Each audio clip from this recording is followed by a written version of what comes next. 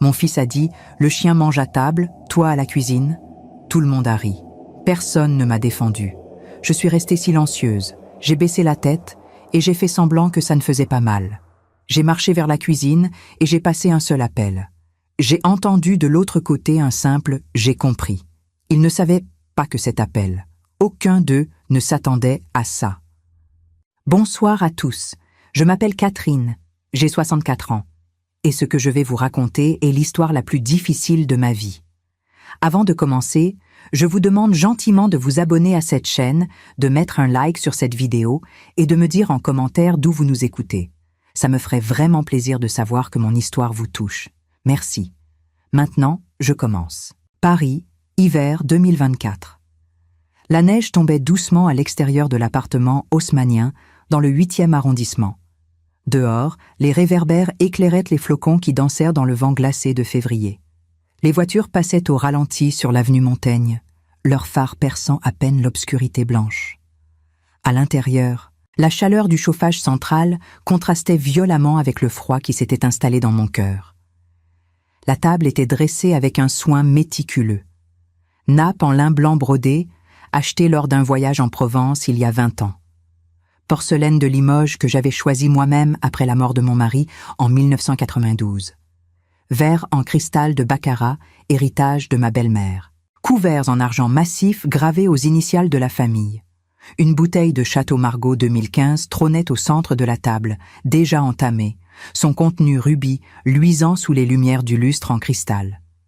12 personnes étaient assises autour de cette table ovale. Des rires fusaient de toutes parts. Des conversations croisées sur les vacances aux Maldives, les nouveaux restaurants à la mode, les investissements immobiliers rentables.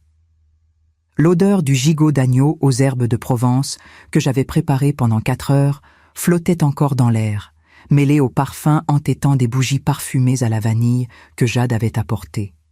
Moi, Catherine, 64 ans, je me tenais debout près du buffet ancien en acajou, prête à servir le dessert. Une tarte tatin maison que j'avais commencé à préparer dès 8 heures du matin. J'avais mis ma plus belle robe noire, celle en crêpe de soie que je gardais pour les grandes occasions. Mes cheveux gris étaient relevés en chignon impeccable. Je portais le collier de perles fines que ma mère m'avait offert le jour de mon mariage, en 1982. Mes mains étaient encore légèrement rouges d'avoir fait la vaisselle tout l'après-midi. Mon fils Alexandre, 38 ans, était assis en bout de table, à la place d'honneur. Costume Dior, gris anthracite, qui lui donnait l'air d'un banquier londonien. Chemise blanche immaculée, cravate, Hermès bleu marine. Montre Patek Philippe au poignet gauche, celle qui coûte 45 000 €. Cadeau qu'il s'était offert pour fêter sa promotion. Ses cheveux bruns étaient parfaitement coiffés en arrière, avec du gel. Son visage était celui d'un homme qui n'avait jamais douté de sa place dans le monde. Il avait ce sourire suffisant, satisfait, celui que je connaissais trop bien et qui me rappelait douloureusement celui de son père. À sa droite, Jade, sa petite amie depuis 8 mois seulement, 26 ans à peine, cheveux blonds platine, raides comme des baguettes, lissés chaque matin au fer pendant 1 heure, ongles rouges démesurément longs, ornés de petits cristaux Swarovski. Robe Versace moulante couleur émeraude, qui laissait peu de place à l'imagination et qui, je le savais, avait coûté 3 000 € sur la carte bancaire d'Alexandre. Elle était influenceuse sur Instagram, 340 000 abonnés qui suivaient religieusement sa vie de luxe entièrement financée par mon fils. Elle postait des photos de sacs Chanel, de voyages en jet privé, de champagne rosé à 500 € la bouteille. À gauche d'Alexandre, Olivier. Mon beau-frère, le frère cadet de feu mon mari Claude. 52 ans, bedaine naissante qui débordait légèrement de sa chemise Ralph Lauren, calvitie avancée qu'il tentait de dissimuler avec quelques mèches rabattues sur le crâne. Associé minoritaire dans l'entreprise familiale d'importation de vin, mais qui n'avait jamais vraiment travaillé. Il arrivait toujours vers 10 heures du matin, partait systématiquement à 16 heures pour des rendez-vous importants, et réclamait des primes chaque fin d'année en arguant de son statut familial. Plus loin sur la table, Madame Morel, la mère de Jade, 58 ans, visage anormalement lisse et tendu par trop de séances de botox et de fils tenseurs. Regard perpétuellement méprisant, bouche pincée. Elle portait un tailleur Chanel beige et une broche en diamant. Elle me considérait ouvertement comme une veuve chanceuse qui avait hérité sans mérite d'une entreprise qu'elle ne méritait pas. Chaque fois qu'elle posait ses yeux sur moi, je sentais le mépris, le jugement silencieux mais implacable. Les autres invités étaient des collègues d'Alexandre, jeunes cadres dynamiques en costume 3 pièces, des amis de Jade, toutes influenceuses ou aspirantes mannequins. Des gens que je connaissais à peine, mais qui envahissaient ma maison ce soir-là, buvaient mon vin, mangeaient ma nourriture et me traitaient comme une domestique. Alexandre venait de terminer une longue anecdote sur son dernier voyage à Dubaï. Séjour au Burj Al Arab, l'hôtel 7 étoiles le plus cher du monde, shopping dans les centres commerciaux démesurés où il avait dépensé 15 000 € en une après-midi, dîner dans un restaurant étoilé avec vue sur le golfe Persique. Tout le monde l'écoutait, fasciné, suspendu à ses lèvres, comme s'il racontait l'exploration d'une terre inconnue. Puis, sans prévenir, en plein milieu de son récit, sur une soirée dans un club privé, il s'est arrêté net. Il m'a regardé. J'apportais une carafe d'eau fraîche vers la table, marchant lentement pour ne pas renverser. Et il a dit, d'une voix forte et claire, avec ce sourire moqueur qui lui donnait l'air d'un adolescent cruel. « Maman, le chien mange à table. Toi, à la cuisine. » Le silence s'est abattu comme une chape de plomb. 3 secondes interminables où le temps semblait suspendu. 3 secondes pendant lesquelles j'ai senti mon estomac se nouer violemment, ma gorge se serrer, mes yeux picoter. Puis, l'explosion.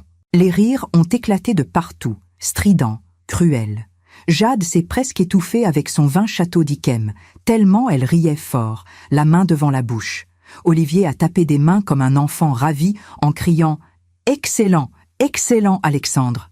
avec des larmes de rire au coin des yeux. Madame Morel a souri. Pas un vrai sourire, mais ce rictus satisfait, haineux, celui de quelqu'un qui vient d'assister à l'humiliation publique de quelqu'un qu'il méprise. Certains invités ont ri nerveusement, mal à l'aise, mais n'osant pas sortir du groupe. D'autres ont baissé les yeux vers leur assiette, gênés mais silencieux. Personne, absolument personne ne m'a défendu. J'ai senti mes joues s'embraser. Mes mains ont tremblé. La carafe d'eau a failli glisser de mes doigts. J'ai regardé Alexandre droit dans les yeux. Mon fils unique. L'enfant que j'avais porté 9 mois dans mon ventre. Celui pour qui j'avais tout sacrifié pendant 38 ans. Il continuait de rire, visiblement très fier de sa blague, savourant les applaudissements de son public conquis. J'ai baissé la tête lentement. J'ai posé la carafe sur la table avec une précision calculée, sans faire de bruit. J'ai plié ma serviette de table soigneusement, comme si c'était le geste le plus important de ma vie.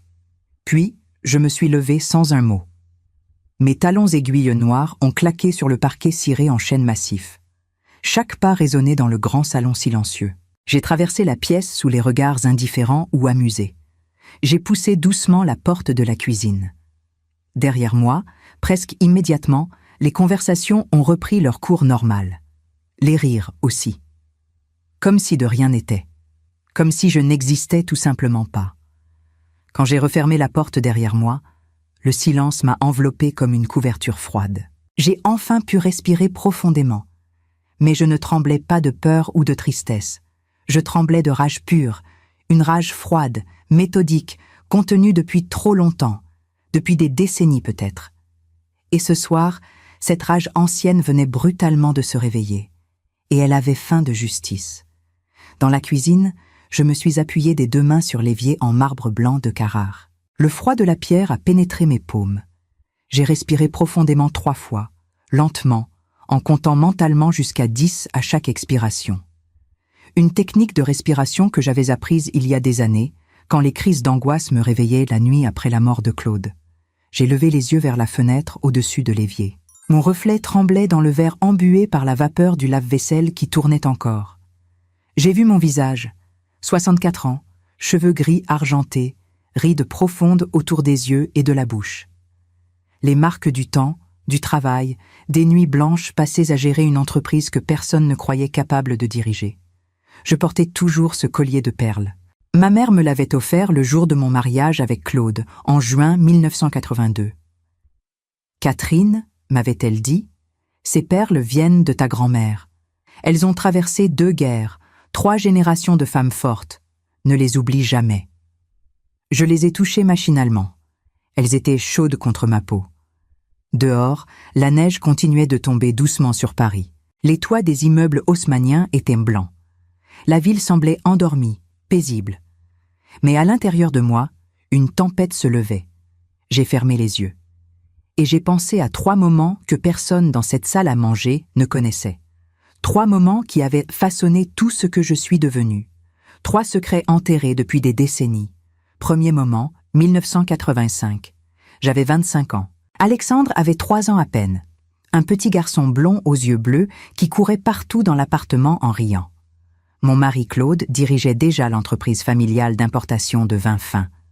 Nous habitions ce même appartement dans le 8e arrondissement, hérité de son père. Un après-midi de novembre, j'étais rentrée plus tôt que prévu d'un rendez-vous médical annulé.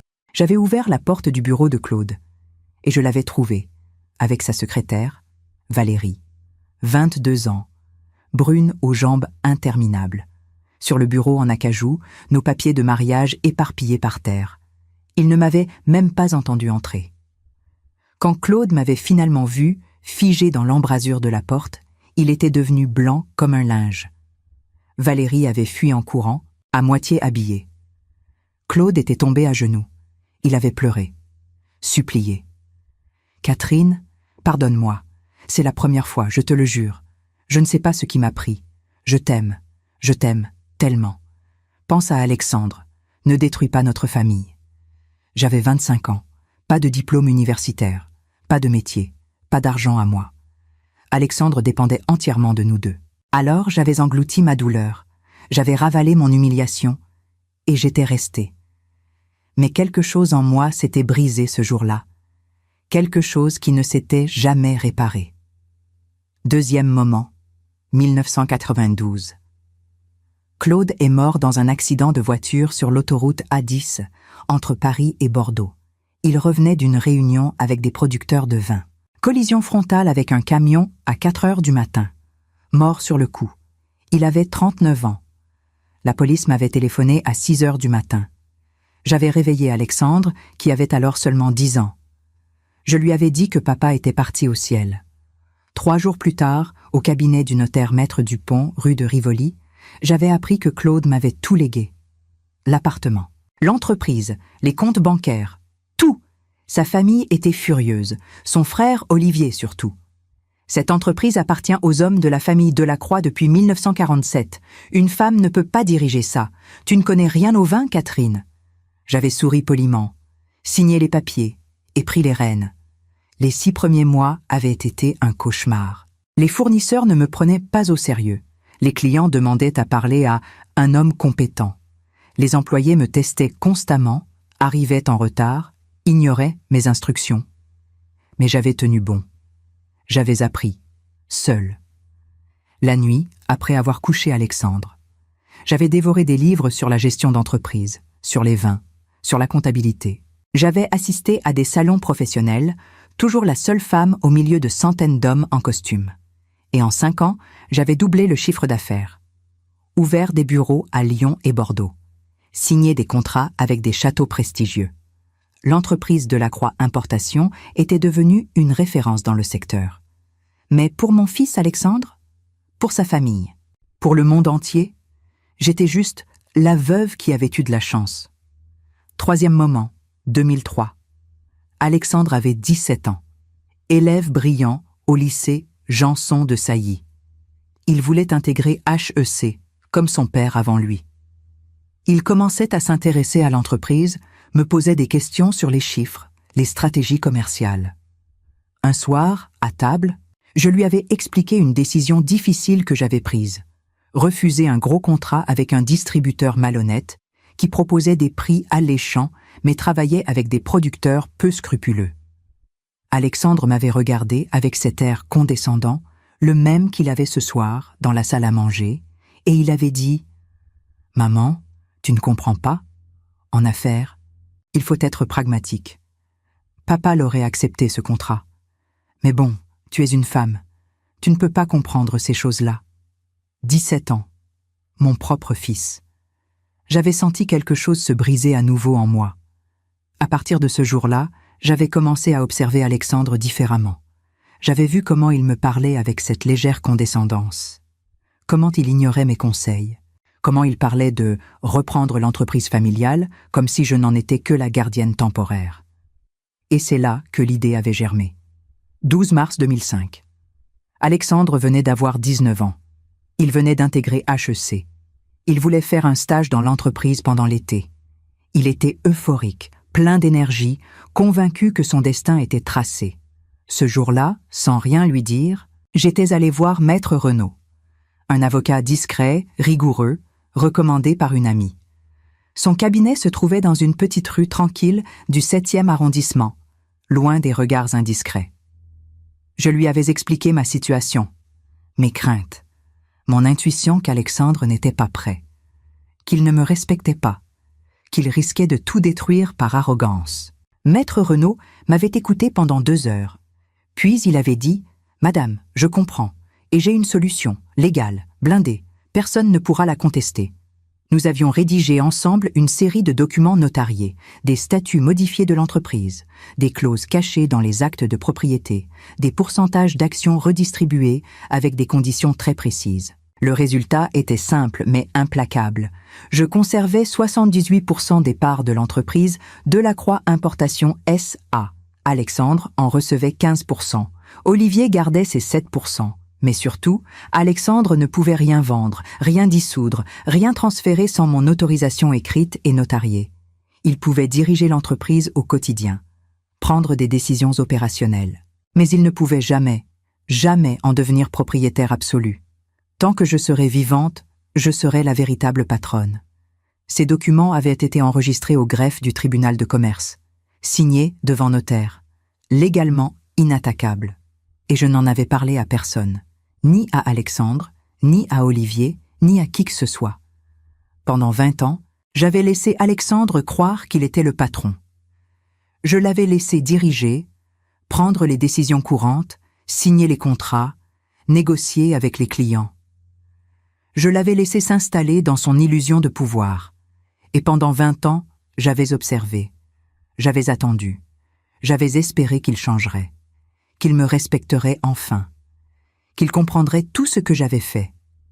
Mais ce soir, dans cette salle à manger, avec cette phrase cruelle lancée devant tout le monde, « Le chien mange à table, toi à la cuisine », j'avais compris que ce moment n'arriverait jamais. Alexandre ne changerait pas tout seul. Il avait besoin d'une leçon, une vraie, une qui marquerait sa vie à jamais. Et cette leçon, j'allais la lui donner. Dans la cuisine, j'ai sorti mon téléphone portable de la poche de ma robe. Un iPhone 13, simple, sans fioriture. J'ai ouvert le répertoire. Le numéro n'y était pas enregistré, par sécurité. Mais je le connaissais par cœur. J'ai composé les 10 chiffres, lentement, avec une précision presque cérémonielle. 2 sonneries, puis une voix masculine, posée, professionnelle. Oui, Madame Catherine, c'était Maître Renaud, mon avocat, mon allié secret depuis 20 ans. Le seul qui connaissait toute la vérité. J'ai pris une grande inspiration. Dehors, un flocon de neige s'est écrasé contre la vitre de la cuisine. Et j'ai dit, d'une voix claire et ferme, 4 mots qui allaient tout changer. Activer le protocole Aurora. Silence à l'autre bout du fil, puis, sans la moindre hésitation. J'ai compris. Ce sera fait dans 48 heures. J'ai raccroché sans ajouter un mot. Mes mains ne tremblaient plus. Mon cœur battait calmement, régulièrement. J'ai remis le téléphone dans ma poche. Dehors, Paris dormait sous la neige. Dans la salle à manger, les rires continuaient. Alexandre racontait une nouvelle histoire. Personne ne pensait à moi. Mais dans 48 heures, tout allait basculer. Et pour la première fois depuis des années, j'ai souri. Un vrai sourire. Celui d'une femme qui venait de reprendre le contrôle de sa vie. J'ai remis le téléphone dans ma poche. Mes mains ne tremblaient plus. Mon cœur battait calmement, régulièrement, comme celui d'un général qui vient de donner l'ordre de bataille décisif. J'ai regardé autour de moi. La cuisine où j'avais passé des milliers d'heures. Les placards en chêne massif que j'avais fait installer en 1995 avec mes propres économies. Le grand plan de travail en granit noir où j'avais préparé tant de repas pour Alexandre quand il était enfant. Les casseroles en cuivre suspendues au mur, héritées de ma mère. Combien de fois m'étais-je tenue exactement ici, dans cette même position, à me demander si j'avais pris les bonnes décisions? Combien de nuits blanches avais-je passé ici, assise sur cette chaise près de la fenêtre, à calculer les budgets de l'entreprise pendant qu'Alexandre dormait paisiblement dans sa chambre? Combien de sacrifices, combien d'humiliations avalées en silence? Trop, bien trop. Mais ce soir, tout cela allait enfin servir à quelque chose. Le protocole Aurora. Un nom que Maître Renaud et moi avions choisi ensemble en 2005. Aurora, comme l'aube. Le moment où la lumière chasse l'obscurité. Le moment où tout redevient visible. Ce protocole était simple. Dès que je prononçais ces mots, Maître Renaud devait envoyer une série de documents officiels à toutes les parties concernées. La banque BNP Paribas qui gérait les comptes de l'entreprise, le greffe du tribunal de commerce de Paris, les associés minoritaires et bien sûr, Alexandre lui-même. Ces documents révéleraient la vérité que j'avais gardée secrète pendant 20 ans, qu'il n'était pas le véritable propriétaire de l'entreprise Delacroix Importation, que je l'étais, que je l'avais toujours été, et que sans mon autorisation écrite et notariée, il ne pouvait strictement rien faire. 48 heures. Dans 2 jours, Alexandre recevrait le premier email. Le premier choc. Le début de la fin de son arrogance. J'ai pris une grande inspiration. J'ai lissé ma robe noire. J'ai vérifié mon chignon dans le reflet de la fenêtre. Puis j'ai ouvert la porte de la cuisine et je suis retournée dans la salle à manger. Les conversations continuaient. Personne n'avait remarqué mon absence prolongée. Ou plutôt, personne ne s'en souciait. Alexandre était toujours au centre de l'attention. Il racontait maintenant une anecdote sur une négociation commerciale qu'il avait menée avec un distributeur allemand. Je lui ai dit, « Soit vous acceptez mes conditions, soit je pars. » Et vous savez quoi? Il a cédé en moins de 5 minutes. Tout le monde applaudissait. Jade le regardait avec des yeux émerveillés, comme s'il venait de décrocher la lune. Olivier levait son verre en criant « Bravo Alexandre, tu es un vrai requin !» Je me suis assise discrètement à ma place, au bout de la table, près de la fenêtre. L'endroit le moins visible. L'endroit où on met les invités dont on veut oublier la présence. Madame Morel m'a lancé un regard méprisant. Elle a murmuré quelque chose à l'oreille de Jade, qui a pouffé de rire en me regardant. J'ai souri intérieurement. Riez tant que vous voulez. Dans 48 heures, vous ne rirez plus du tout. J'ai pris mon verre de vin. Un Château Margaux, que j'avais moi-même sélectionné lors d'un voyage à Bordeaux l'année dernière. J'ai bu lentement, savourant chaque gorgée. Sous la table, j'ai touché l'anneau que je portais à l'annulaire droit. Une émeraude sertie dans de l'or blanc. Cet anneau appartenait à ma grand-mère paternelle. Elle me l'avait donné sur son lit de mort, en 1980, quand j'avais 20 ans. « Catherine, m'avait-elle dit d'une voix faible, cet anneau a une histoire. Je l'ai porté le jour où j'ai dû prendre la décision la plus difficile de ma vie. Le jour où j'ai quitté ton grand-père parce qu'il me traitait comme une domestique. Garde-le. Et porte-le le jour où tu devras toi aussi prendre une décision difficile mais juste. » J'avais porté cet anneau 3 fois dans ma vie. La première fois en 1985, quand j'avais décidé de rester avec Claude malgré son infidélité. La deuxième fois en 1992, quand j'avais décidé de reprendre l'entreprise après sa mort. Et la troisième fois aujourd'hui, 12 février 2024, quand j'avais décidé d'activer le protocole Aurora. Un instant, mesdames et messieurs qui m'écoutez. Je voudrais juste vous demander quelque chose de très simple. Si cette histoire vous touche, si vous voulez connaître la suite, prenez 2 secondes pour vous abonner à cette chaîne et mettre un like sur cette vidéo. Ça m'aide énormément. Merci de votre soutien. Je continue maintenant. Alexandre s'est levé de table. Il a tapé dans ses mains pour attirer l'attention. « Mes amis, je voudrais porter un toast !» Tout le monde s'est tu. Les verres se sont levés. Ce soir, nous célébrons plus qu'un simple dîner entre amis. Nous célébrons le succès. Nous célébrons l'ambition. Nous célébrons ceux qui osent prendre des risques et qui gagnent. Applaudissements nourris. Jade battait des mains comme une enfant excitée. Alexandre a continué, sourire éclatant. Et je veux remercier quelqu'un en particulier, quelqu'un qui a toujours été là, quelqu'un sans qui rien de tout cela ne serait possible. Mon cœur s'est arrêté une seconde. Allait-il enfin me reconnaître? Allait-il enfin dire merci? Je veux remercier mon père, Claude Delacroix, qui a fondé cette entreprise et qui m'a transmis ses valeurs de travail et d'excellence. Papa, où que tu sois, ce toast est pour toi. Les verres se sont entrechoqués. À Claude. À Claude! Moi, assise dans mon coin, invisible, j'ai senti quelque chose se durcir définitivement dans ma poitrine. Mon père. Mon père qui a fondé l'entreprise. Mensonge. L'entreprise avait été fondée par son grand-père en 1947. Claude l'avait héritée. Et c'est moi qui l'avais sauvé de la faillite en 1995, quand les dettes s'accumulaient. Mais pour Alexandre, seuls les hommes comptaient. Seuls les hommes construisaient. Les femmes? Elles n'étaient que des figurantes dans l'histoire des grands hommes. J'ai bu mon vin jusqu'à la dernière goutte. Et j'ai attendu. 48 heures. Plus que 48 heures avant que le masque ne tombe. Avant que la vérité n'explose en plein visage de mon fils arrogant. Le dîner s'est terminé vers minuit. Les invités sont partis un par un. Remercions Alexandre pour cette soirée magnifique. Personne ne m'a dit au revoir. Jade est restée dormir dans la chambre d'Alexandre. Olivier est parti en titubant légèrement, trop de vin. Madame Morel est partie dans un taxi, sans un regard pour moi. J'ai ramassé les assiettes sales. J'ai nettoyé la table. J'ai rangé la cuisine. Comme toujours. Seul. Dans le silence de la nuit parisienne. Vers 1h du matin, tout était propre, impeccable. Comme si cette soirée n'avait jamais eu lieu. Je suis allée dans ma chambre. J'ai enlevé ma robe noire. J'ai détaché mon collier de perles. J'ai enlevé mon anneau en émeraude et je l'ai posé délicatement sur ma table de nuit. Je me suis couchée. Et pour la première fois depuis des années, j'ai dormi profondément, sans cauchemar, sans angoisse, parce que je savais qu'enfin, justice allait être rendue. Le lendemain et le jour suivant sont passés normalement. Alexandre est allé au bureau, moi aussi. Nous nous sommes croisés sans vraiment nous parler, comme d'habitude.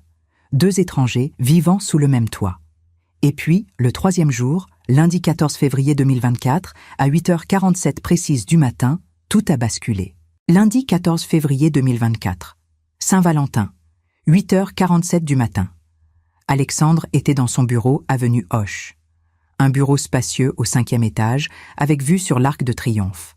Mobilier design italien. Fauteuil en cuir noir. 3 écrans d'ordinateur alignés sur son bureau en verre.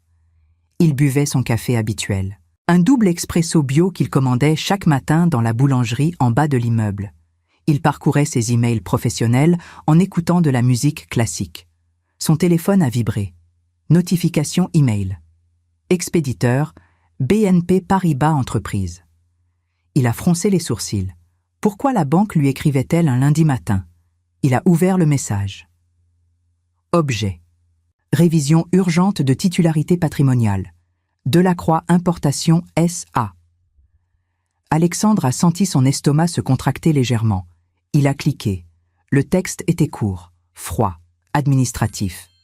Monsieur Delacroix, nous vous informons que, conformément à la clause enregistrée le 12 mars 2005 au greffe du tribunal de commerce de Paris sous référence TC 2005 A 4782, la structure actionnariale de l'entreprise Delacroix Importation S.A. a été officiellement notifiée à notre établissement. Nous sollicitons votre présence immédiate dans nos locaux pour mise à jour des informations et signatures obligatoires.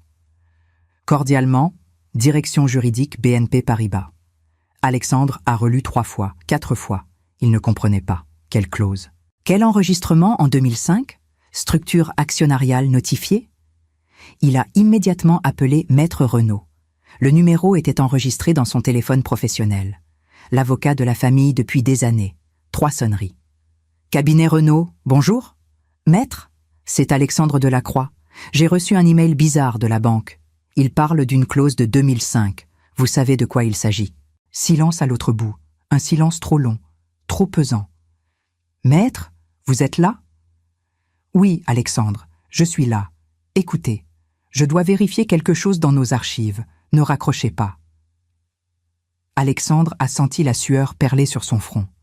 Pourquoi cet avocat, habituellement si bavard, semblait-il soudain si nerveux?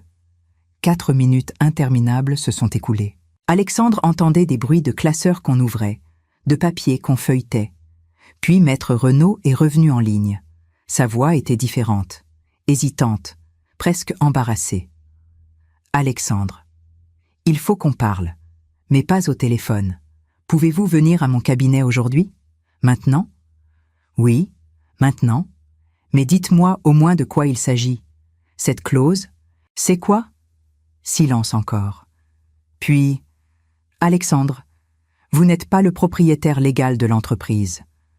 Le monde s'est arrêté. Les bruits de la rue en bas ont disparu. Le tic-tac de l'horloge murale s'est figé. Quoi? Alexandre a murmuré, la bouche sèche. Vous dirigez l'entreprise?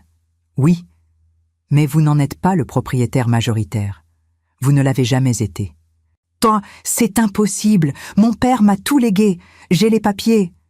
Votre père a légué l'entreprise à votre mère en 1992 et votre mère a modifié les statuts en 2005, légalement, devant notaire. Alexandre s'est levé brusquement. Sa chaise est tombée en arrière avec fracas. Quoi? Ma mère? Mais elle ne m'a jamais rien dit? Je sais, venez au cabinet. J'ai tous les documents. Oh, qui est le propriétaire alors? Maître Renaud a pris une grande inspiration. Votre mère, Alexandre. Catherine. Elle détient 78% des parts. Vous n'en avez que 15. Et sans son autorisation écrite, vous ne pouvez ni vendre, ni dissoudre, ni transférer quoi que ce soit. Alexandre a raccroché sans dire au revoir. Il tremblait de tout son corps. Ses mains étaient moites. Son cœur battait à tout rompre. Impossible. Impossible. C'était une erreur. Une confusion administrative. Il a attrapé son manteau et il est sorti en courant du bureau. 2 heures plus tard. 10h30. Cabinet de Maître Renaud, rue de Varennes, 7e arrondissement. Alexandre était assis dans un fauteuil en velours bordeaux. En face de lui, Maître Renaud, 60 ans, cheveux gris, lunettes rondes, étalait des documents sur son bureau ancien en bois massif. Voilà, Alexandre, les statuts modifiés de l'entreprise, signés le 12 mars 2005, enregistrés au greffe, notariés par Maître Dupont. Alexandre a pris les papiers. Ses mains tremblaient tellement qu'il pouvait à peine lire. Mais les mots étaient là, clairs, indiscutables. La Société de la Croix Importation S.A. est composée comme suit. Madame Catherine Delacroix, 78% des parts sociales. Monsieur Alexandre Delacroix, 15% des parts sociales. Monsieur Olivier Delacroix, 7% des parts sociales. Plus bas, Monsieur Alexandre Delacroix est nommé directeur exécutif avec pouvoir de gestion quotidienne. Toutefois, toute décision stratégique majeure incluant, mais ne se limitant pas à vente partielle ou totale de l'entreprise, dissolution, fusion, acquisition, transfert patrimonial, cession de parts, modification des statuts, nécessite l'approbation écrite et notariée préalable de Madame Catherine Delacroix. Alexandre a levé les yeux vers Maître Renaud. Pourquoi elle a fait ça? L'avocat a croisé les mains sur son bureau. Je ne peux pas répondre à cette question. C'est entre vous et votre mère. Vous le saviez depuis le début? Oui. Et vous ne m'avez rien dit. Je suis l'avocat de votre mère, Alexandre, pas le vôtre. Mon devoir est envers elle. Alexandre s'est levé d'un bond, il a jeté les papiers sur le bureau. C'est une trahison. Une putain de trahison. Non, c'est de la prévoyance. Alexandre est sorti en claquant la porte. 12h30. Alexandre est rentré à l'appartement comme un fou. Il a monté les escaliers 4 à 4 sans attendre l'ascenseur. Il a ouvert la porte d'entrée avec violence. J'étais dans le salon, assise dans mon fauteuil préféré près de la fenêtre. Je lisais Le Monde. Je buvais tranquillement mon thé à la camomille dans ma tasse en porcelaine blanche. Quand il est entré, j'ai levé les yeux calmement, comme si de rien n'était. « Bonjour Alexandre, tu rentres tôt aujourd'hui. » Il s'est arrêté net au milieu du salon. Son visage était rouge, ses poings serrés, ses yeux injectés de sang. « Maman, qu'est-ce que tu as fait ?» J'ai posé ma tasse doucement sur la soucoupe. Le tintement du cristal a résonné dans le silence. J'ai bu du thé. Pourquoi? Ne joue pas à ça avec moi. Sa voix a explosé dans l'appartement, si fort que les cadres au mur ont tremblé. La banque, maître Reynaud, ils m'ont dit que l'entreprise n'est pas à moi, que tu as tout manigancé en 2005.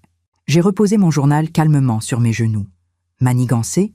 Non, j'ai simplement protégé ce que j'ai construit. Ce que tu as construit? Il hurlait maintenant. C'est mon père qui a construit cette entreprise. Je me suis levé lentement. J'ai marché vers lui avec des pas mesurés. Non, Alexandre, ton père l'a hérité. Moi, je l'ai sauvé de la faillite. Il m'a regardé comme si j'étais devenue folle. Tu mens. J'ai souri tristement. Va vérifier les comptes de 1995. Tu verras que l'entreprise était endettée à hauteur de 2 millions de francs. C'est moi qui ai négocié avec les créanciers. C'est moi qui ai trouvé de nouveaux clients. C'est moi qui ai tout reconstruit pendant que toi tu jouais avec tes petites voitures dans ta chambre. Ses lèvres tremblaient. Pourquoi tu ne m'as jamais rien dit? Parce que j'espérais que tu me respecterais sans avoir besoin de le savoir. Silence. Mais samedi dernier, tu m'as prouvé le contraire. Ses yeux se sont écarquillés. Il a compris. C'est à cause de ma blague? C'est pour ça que tu fais tout ça? Je l'ai regardé droit dans les yeux. Ce n'était pas une blague, Alexandre. C'était une humiliation, devant 12 personnes, et tu as ri avec eux. Il a baissé la tête. Mais je n'avais pas fini. J'ai marché vers le buffet ancien. J'ai ouvert le tiroir du bas avec une petite clé dorée que je garde toujours sur moi. J'ai sorti la fameuse chemise en cuir marron. Je l'ai posée sur la table basse entre nous deux. Ouvre. Alexandre a regardé la chemise comme si c'était une bombe. Ses mains tremblaient. Il a fini par l'ouvrir. À l'intérieur, des dizaines de documents, tous datés de 2005, tous signés, tous notariés. Il a lu le premier, puis le deuxième, puis le troisième. Je voyais son visage changer d'expression à chaque page. L'incrédulité, la colère, puis quelque chose de pire, la réalisation. 78%. Il a murmuré. Tu as 78%. Oui, depuis 2005. Oui, et je n'ai que 15%. Oui. Il a levé les yeux vers moi. Pour la première fois, j'ai vu quelque chose dans son regard que je n'avais jamais vu, de la peur. Ça veut dire que je ne peux rien faire sans toi? Exactement. Je ne peux pas vendre l'entreprise? Non. Je ne peux pas la transférer? Non. Je ne peux pas prendre de décision majeure? Pas sans mon autorisation écrite et notariée. Il est tombé assis sur le canapé. Ses épaules se sont affaissées. Pourquoi tu as fait ça? Je me suis assise en face de lui, j'ai croisé les mains sur mes genoux. Parce qu'en 2003, tu m'as dit que je ne comprenais rien aux affaires, que j'étais juste une femme. Tu avais 17 ans. Il a fermé les yeux. Et parce qu'en 2005, quand tu es entré dans l'entreprise, tu m'as traité comme une secrétaire. Tu ignorais mes conseils. Tu parlais par-dessus moi dans les réunions. Ma voix est devenue plus dure. Et parce que pendant 20 ans, tu as cru que tout était dû. Tu as vécu dans cette illusion que tu avais construite alors que c'était moi qui avais tout fait. Alexandre a ouvert les yeux. Ils étaient rouges. Maman, je ne savais pas. Si, tu savais. Tu as choisi de ne pas voir. Il a baissé la tête. Qu'est-ce que tu vas faire maintenant? J'ai respiré profondément. Ça dépend de toi. Il a relevé la tête brusquement. Comment ça? Tu as 6 mois, Alexandre. 6 mois pour me prouver que tu peux changer, que tu peux me respecter, que tu peux reconnaître tout ce que j'ai fait. Et si je ne change pas? Ma voix est devenue glaciale. Alors je vends l'entreprise, à quelqu'un d'autre, et tu n'auras aucun mot à dire. Le silence est tombé comme une chape de plomb. Alexandre me regardait comme s'il me voyait pour la première fois de sa vie. Tu ferais vraiment ça? Oui. Tu détruirais l'héritage de papa? J'ai souri amèrement. L'héritage de ton père? Alexandre, ton père a failli tout perdre. C'est moi qui ai construit cet héritage. Et si tu ne le mérites pas, je le donnerai à quelqu'un qui le mérite. Il s'est levé lentement. Il a ramassé les documents. Il les a regardés une dernière fois, puis il m'a regardé. Je suis désolée, maman. Pourquoi exactement? Pour samedi, pour la blague, pour tout. Les excuses ne suffisent pas. Les actions parlent plus fort. Il a hoché la tête lentement. 6 mois? 6 mois. Il est parti vers sa chambre sans ajouter un mot. Je suis restée seule dans le salon. Le soleil de février entrait par les grandes fenêtres. Paris brillait dehors. J'ai repris ma tasse de thé. Elle était tiède maintenant. Mais je l'ai bue quand même. Pour la première fois depuis des années, je me sentais légère. Pas parce que j'avais gagné, mais parce que j'avais enfin dit la vérité. Le lendemain, Alexandre est allé au bureau très tôt. Il a convoqué Olivier dans son bureau. Il lui a tout expliqué. Olivier est devenu fou de rage. Quoi? Catherine nous a trahis? Non, elle nous a protégés de nous-mêmes. Olivier ne comprenait pas. Mais Alexandre commençait à comprendre. Les jours suivants, j'ai observé mon fils changer petit à petit. Il me consultait avant les décisions importantes. Il me demandait mon avis. Il écoutait mes suggestions. Jade a essayé de le convaincre de me poursuivre en justice. « Bébé, cette vieille t'a arnaqué. On peut attaquer. » Alexandre l'a regardé froidement. Ma mère ne m'a pas arnaqué. Elle m'a éduqué. 3 semaines plus tard, Jade était partie. Alexandre avait rompu. Olivier a été progressivement écarté de l'entreprise. Ses parts ont été rachetées. Il n'a plus jamais remis les pieds dans nos bureaux. Et moi, Catherine, j'ai continué à diriger dans l'ombre. Mais cette fois, tout le monde le savait. Et tout le monde me respectait, enfin. Mars 2024. 3 semaines après la révélation.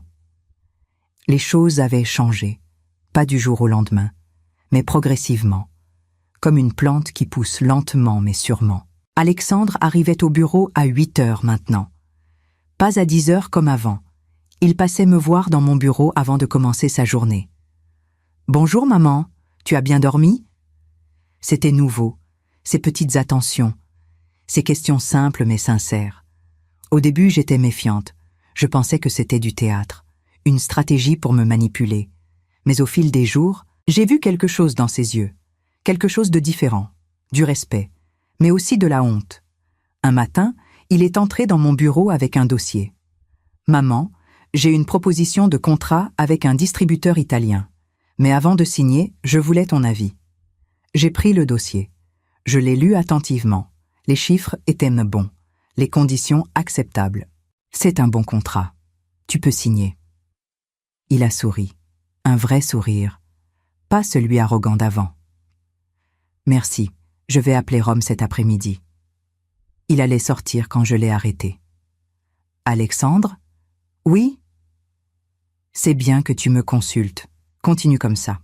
Il a hoché la tête et il est parti, mi-mars. Les employés avaient remarqué le changement. Les réunions étaient différentes. Alexandre ne monopolisait plus la parole. Il écoutait, il demandait des avis, y compris le mien. Un jour, en pleine réunion commerciale, un jeune stagiaire a proposé une idée. Alexandre l'a interrompu brusquement. « Non, ça ne marchera jamais. Le stagiaire s'est tu, Penaud. » J'ai pris la parole. « Alexandre, laisse-le finir. » Alexandre m'a regardé. Quelque chose a passé dans ses yeux. Une résistance, puis une acceptation. « Tu as raison, pardon. Continue, Thomas. » Le stagiaire a continué. Son idée était bonne. Nous l'avons adoptée. À la fin de la réunion, Alexandre est venu me voir. « Merci de m'avoir recadré, j'avais tort. » C'est difficile d'écouter quand on a l'habitude de dominer. « Oui, mais je vais apprendre. » Fin mars. Jade a essayé de revenir. Elle a téléphoné à Alexandre 15 fois en une semaine. Elle a débarqué à l'appartement un samedi après-midi. J'étais dans la cuisine quand j'ai entendu la sonnette. Alexandre a ouvert. « Jade, qu'est-ce que tu fais là ?»« Bébé, s'il te plaît, on doit parler. Il n'y a rien à dire, c'est terminé. Mais je t'aime. » J'ai entendu Alexandre soupirer. « Non, Jade, tu aimais mon argent. Tu aimais le statut. Mais tu ne m'aimais pas moi. C'est ta mère qui te monte la tête. Cette vieille folle t'a manipulé. » Le ton a changé. La voix d'Alexandre est devenue froide. « Ne parle jamais de ma mère comme ça. Jamais. Maintenant pars. »« Alexandre, pars. » J'ai entendu la porte claquer, puis le silence. Alexandre est entré dans la cuisine. Il m'a regardé. « Tu as entendu ?»« Oui. Je suis désolée qu'elle t'ait insulté. Ce n'est pas grave. Elle est partie. C'est tout ce qui compte. Il s'est assis à table. Il avait l'air fatigué. Maman, est-ce que tu crois que je peux vraiment changer? Je me suis assise en face de lui. Tu es déjà en train de changer. Je le vois. Mais est-ce que ça suffira? Est-ce que dans 6 mois, tu ne vendras pas l'entreprise? J'ai réfléchi longuement avant de répondre. Ça dépend. Est-ce que tu changes parce que tu as peur de perdre l'entreprise ou parce que tu as vraiment compris? Il a baissé les yeux. Les deux. Au début, c'était juste la peur. Mais maintenant je vois tout ce que j'ai raté pendant des années. Je vois tout ce que tu as fait. Et j'ai honte. Ma gorge s'est serrée. L'important, c'est que tu le vois maintenant. Début avril. Olivier a tenté une dernière manœuvre. Il a engagé un avocat. Il voulait contester les statuts de 2005. Il prétendait que j'avais manipulé Alexandre quand il était mineur. Maître Renaud a ri au téléphone quand il m'a raconté ça. Catherine, cet homme est pathétique. Alexandre était majeur. Les documents sont parfaitement légaux. Il n'a aucune chance. Laissez-le essayer. Il perdra de l'argent pour rien. Effectivement, 3 semaines plus tard, le juge a rejeté la demande d'Olivier. Il a même été condamné à payer les frais de justice. Alexandre m'a appelé depuis le tribunal. « Maman, on a gagné. » Olivier est furieux. « Bien.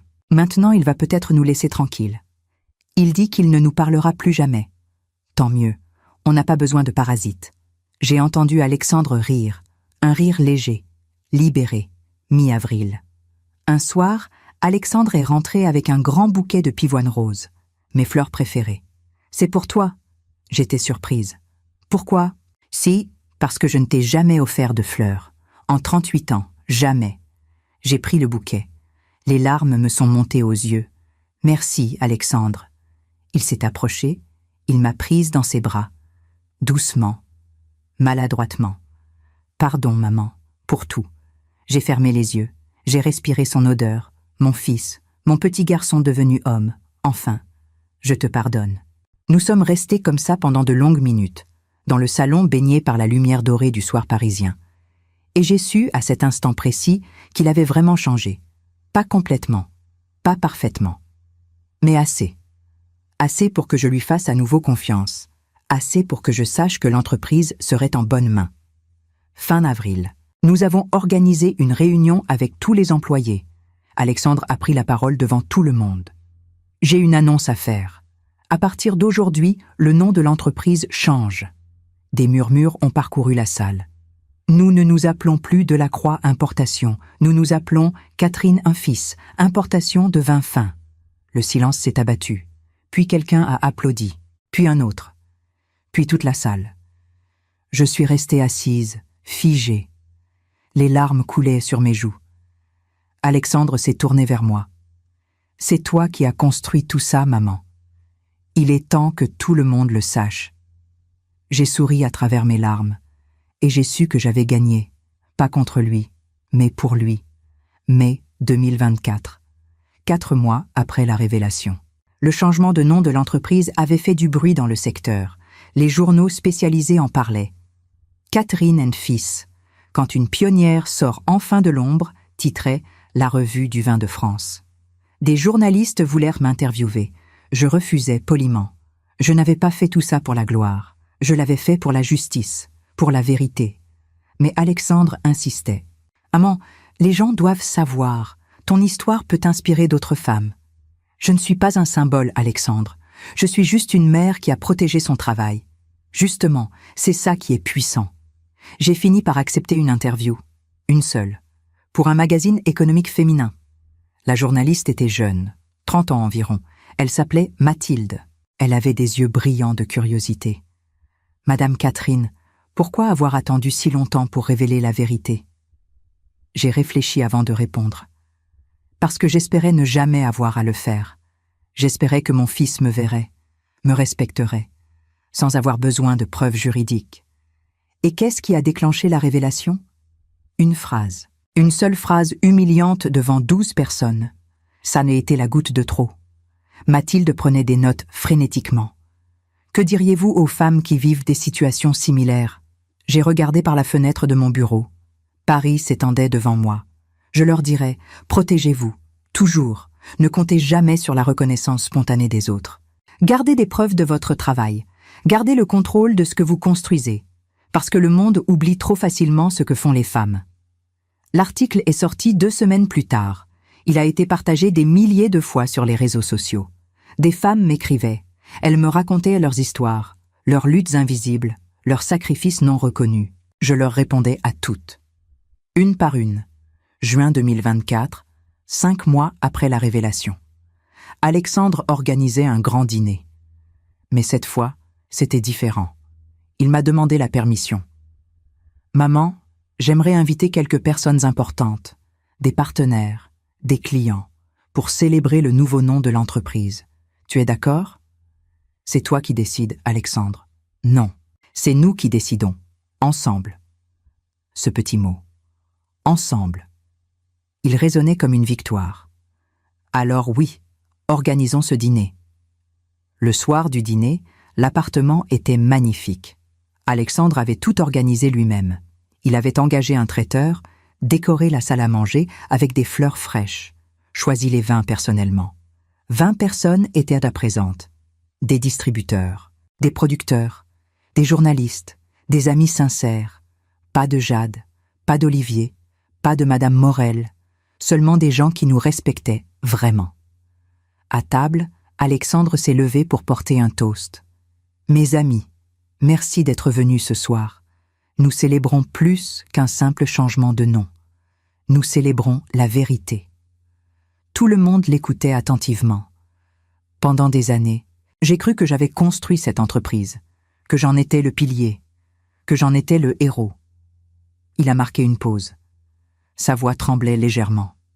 Mais je me trompais, complètement. Le vrai pilier, c'est elle. Il m'a regardé. Ma mère, Catherine, celle qui a sauvé cette entreprise de la faillite en 1995. Celle qui a travaillé jour et nuit pendant 30 ans. Celle qui a sacrifié sa vie personnelle pour que moi, son fils ingrat, je puisse vivre confortablement. Les gens me regardèrent maintenant. Certains souriaient, d'autres avaient les larmes aux yeux. J'ai été aveugle, arrogant, cruel même. J'ai humilié ma propre mère devant des inconnus, et elle aurait pu me détruire. Elle en avait le pouvoir légal. Il a levé son verre. Mais elle ne l'a pas fait. Elle m'a donné une leçon, la plus dure et la plus juste de ma vie. Elle m'a forcé à regarder la vérité en face.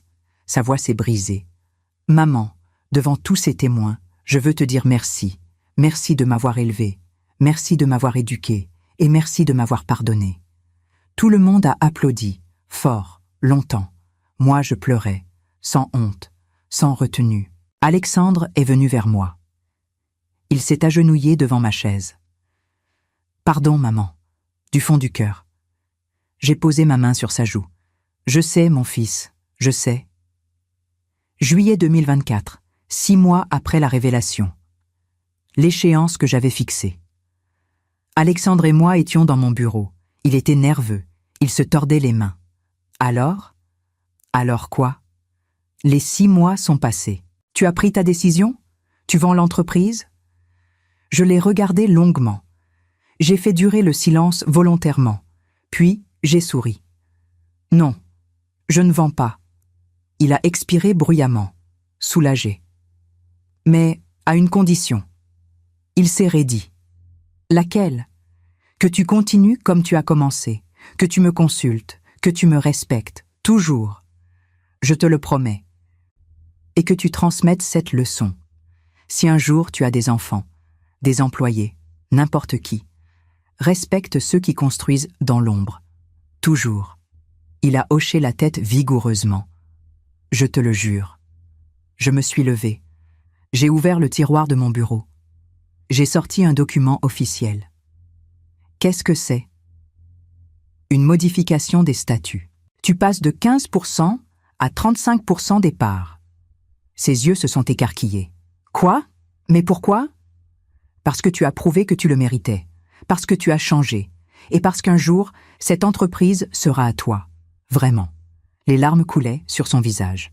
« Maman !»« Mais je garde le contrôle majoritaire jusqu'à ma mort. C'est clair ? » Oui, bien sûr, c'est juste. Il m'a serré dans ses bras. Et j'ai su que j'avais fait le bon choix. Août 2024. Nous sommes partis en vacances ensemble, pour la première fois depuis des années, juste lui et moi, dans le sud de la France, à Cassis. Nous marchions sur la plage au coucher du soleil. Les vagues léchaient nos pieds nus. Maman, oui? Tu es heureuse maintenant. J'ai regardé l'horizon, le soleil orange qui disparaissait lentement dans la mer. Oui, Alexandre, je suis heureuse. Il a souri. Et moi aussi. Parce que j'avais enfin trouvé ce que je cherchais depuis 30 ans. Pas la vengeance, pas la victoire, mais la reconnaissance et l'amour véritable de mon fils. Décembre 2024, 10 mois après la révélation. Noël approchait. L'appartement sentait le sapin et les épices. J'avais décoré moi-même, avec soin, comme chaque année. Guirlandes dorées, boules rouges, une crèche provençale sur le buffet. Alexandre m'aidait à mettre la table. Pas comme un invité, comme un fils, vraiment. Les assiettes en porcelaine blanche ou les bleues? Les blanches, c'est plus élégant. D'accord. Et pour les verres? Non, les cristaux de baccarat, ceux de ma grand-mère. Il souriait en disposant chaque élément avec précision. Jamais je ne l'aurais imaginé faire ça il y a 1 an. Nous attendions 8 invités. Pas 50, pas des inconnus. Des gens qui comptaient vraiment. Maître Renaud et sa femme. Mathilde, la journaliste devenue amie. 2 anciens employés fidèles. Et 3 nouveaux partenaires commerciaux que nous avions rencontrés ensemble. Pas de parasites. Pas de faux semblants. Maman, tu crois que j'étais vraiment si terrible avant? Je me suis arrêtée. J'ai posé la nappe que je tenais. Tu n'étais pas terrible, Alexandre. Tu étais aveugle. C'est différent. J'ai tellement honte quand j'y repense. La honte est utile si elle te fait grandir, inutile si elle te paralyse. Il a réfléchi. Tu as raison. Les invités sont arrivés vers 19h. L'atmosphère était chaleureuse, sincère. Les conversations coulaient naturellement, les rires aussi. Maître Renaud m'a glissé à l'oreille. « Catherine, je suis fière de vous. Vous avez réussi ce que peu de mères réussissent. » Quoi donc? Transformer votre enfant sans le briser. Ces mots m'ont touché profondément. À table, Alexandre a à nouveau porté un toast. Mais cette fois, c'était différent. Ce n'était pas théâtral, c'était intime. Je veux juste dire merci à ma mère, pour sa patience, pour sa force, et pour ne pas m'avoir abandonné quand je le méritais. Tout le monde a levé son verre, mais sans applaudissements, juste des sourires complices. Après le dîner, Alexandre et moi sommes restés seuls dans le salon. Les invités étaient bas partis. La ville scintillait derrière les fenêtres. « Maman, je peux te poser une question ?»« Bien sûr. Qu'est-ce que tu aurais fait si je n'avais pas changé? Si après 6 mois, j'étais resté le même ?» J'ai bu une gorgée de tisane. J'ai réfléchi longuement. Honnêtement, j'aurais vendu, sans hésiter. Il a pâli. Vraiment? Oui, parce qu'une entreprise sans respect n'est qu'une coquille vide.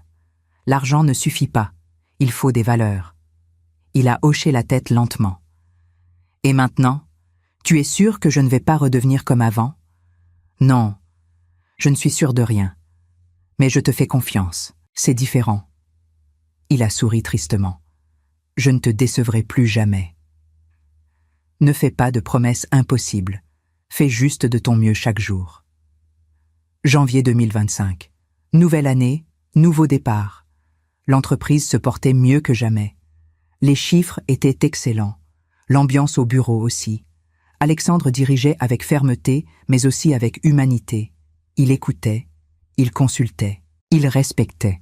Un matin, il est entré dans mon bureau avec une enveloppe. Qu'est-ce que c'est? Ouvre. À l'intérieur, une lettre manuscrite. Son écriture. 3 pages. Chère maman, je t'écris cette lettre parce que certaines choses doivent être écrites pour être vraies.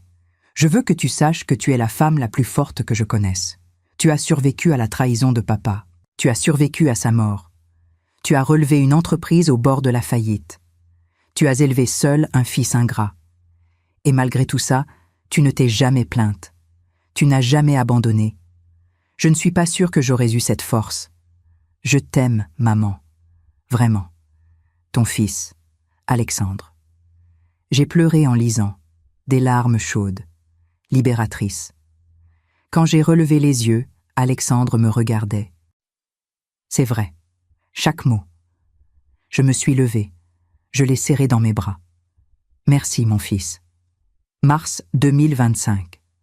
1 an après la révélation. Nous avons organisé une cérémonie discrète au bureau pour célébrer 1 an de Catherine & Fils. Tous les employés étaient présents. Certains avaient préparé des discours, d'autres des cadeaux symboliques. Une jeune stagiaire, Sophie, 23 ans, s'est levée. « Madame Catherine, je veux vous dire merci. Grâce à vous, j'ai compris qu'une femme peut diriger une entreprise sans s'excuser d'exister. » Applaudissements. Un autre employé, Marc, 50 ans. « Vous m'avez embauché il y a 15 ans quand personne ne voulait de moi. Vous m'avez fait confiance. Je ne l'oublierai jamais. » Applaudissements encore. Alexandre a pris la parole en dernier. « Il y a 1 an, j'étais un homme arrogant qui croyait tout savoir. Aujourd'hui, je suis un homme humble qui sait qu'il a encore tout à apprendre, et ma meilleure professeure, c'est elle. » Il m'a tendu la main. Je me suis levée. Nous nous sommes tenus côte à côte. 2 générations, 2 visions, mais un seul respect. Avril 2025. Le printemps était revenu. Les cerisiers fleurissaient dans les rues de Paris. Un matin, Alexandre est entré dans mon bureau avec un grand sourire. « J'ai une nouvelle. Bonne ou mauvaise ? Très bonne. J'ai rencontré quelqu'un. Mon cœur a bondi. Vraiment ? Qui ? Elle s'appelle Élise. Elle est avocate, spécialisée en droit des entreprises. Elle est intelligente, drôle et surtout, elle ne s'intéresse pas à mon argent. Comment tu le sais ? Parce qu'elle gagne plus que moi. » J'ai ri, un vrai rire. « Alors c'est parfait. Quand est-ce que je la rencontre ? Samedi prochain, dîner à la maison, si tu es d'accord. » Évidemment que je suis d'accord. Le samedi suivant, Élise est venue. 35 ans, cheveux châtains, regard intelligent. Elle m'a serré la main fermement. « Madame Catherine, Alexandre m'a beaucoup parlé de vous. En bien, j'espère. Il dit que vous êtes une légende vivante. » J'ai souri. Je suis juste une femme qui n'a pas abandonné. Nous avons dîné tous les 3. L'atmosphère était légère. Élise posait des questions pertinentes sur l'entreprise, sur mon parcours, sans flagornerie, juste avec curiosité sincère. À la fin du repas, Alexandre est allé chercher le dessert dans la cuisine. Élise s'est penchée vers moi. « Madame, je veux que vous sachiez quelque chose. Alexandre m'a raconté ce qui s'est passé il y a 1 an. La phrase cruelle. Votre réaction. Tout. Et je pense que vous avez eu raison. Parfois, les hommes ont besoin d'une leçon brutale pour ouvrir les yeux. » J'ai souri. « Vous me plaisez, Élise. Vous aussi. » Mai 2025, 14 mois après la révélation. Je me suis réveillée un matin avec une sensation étrange, une légèreté, une paix profonde. J'ai regardé par la fenêtre de ma chambre. Paris se réveillait doucement, le soleil dorait les toits haussmanniens. J'ai pensé à tout le chemin parcouru, à la douleur, au sacrifice, aux humiliations, mais aussi à la victoire, à la reconnaissance, à l'amour retrouvé. J'ai pensé à cette soirée de février 2024, à cette phrase horrible. Le chien mange à table, toi à la cuisine. Et j'ai réalisé quelque chose. Cette phrase, aussi cruelle soit-elle, avait été le déclic nécessaire. Sans elle, je n'aurais jamais osé activer le protocole Aurora. Alexandre n'aurait jamais changé. Nous aurions continué dans ce mensonge confortable mais toxique. Parfois, il faut toucher le fond pour remonter. Parfois, il faut briser pour reconstruire. Et parfois, une mère doit être impitoyable pour sauver son fils. Décembre 2025, 2 ans après la révélation. Noël à nouveau. Cette fois, nous étions 4 à table. Catherine, Alexandre, Élise et Maître Renaud, que nous avions invités comme un membre de la famille. Alexandre a levé son verre. À ma mère, la femme qui m'a donné 2 vies. La première en me mettant au monde, la seconde en me remettant à ma place. Rire. Et surtout, La femme qui a prouvé qu'on peut être forte sans être cruelle, qu'on peut punir sans détruire, qu'on peut aimer en étant exigeante. Il m'a regardé dans les yeux. « Je t'aime, maman. »« Je t'aime aussi, mon fils. » Nous avons trinqué. Le cristal a chanté. Dehors, la neige tombait à nouveau sur Paris. Mais cette fois, dans mon cœur, c'était le printemps.